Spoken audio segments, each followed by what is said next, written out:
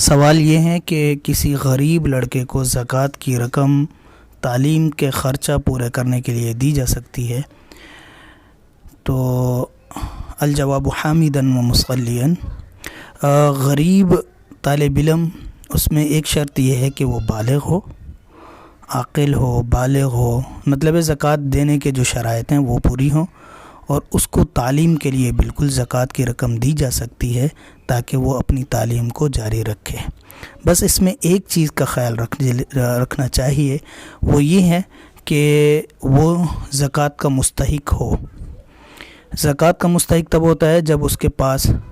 نصاب کے مطابق مال نہ ہو، صاحب نصاب نہ ہو، یعنی کہ اس کے پاس آج تو 52.5 تولے چاندی، جس وقت بھی یہ آپ حساب کرنا چاہیں تو 52.5 تولے چاندی کے برابر اس کے پاس رقم نہیں ہونی چاہیے۔ یہ 52.5 تولے چاندی یا سونا کچھ چیزیں ملا کے اس لڑکا یا لڑکی کے پاس یہ نہیں ہونی، اتنی مالیت نہیں ہونی چاہیے، ٹھیک ہے۔ دوسرے یہ ہے کہ جو بچے بالغ نہیں ہوتے، یعنی کہ ان کی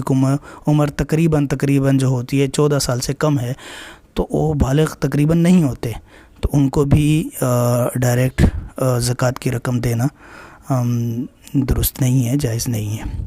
تو اس کو بھی دیکھ لینا چاہیے۔ تو یہ ساری باتیں ہیں، ان کو یاد رکھنے کے، ان کو سامنے رکھنے سے آپ جو ہے زکوٰۃ کی رقم دے سکتے ہیں۔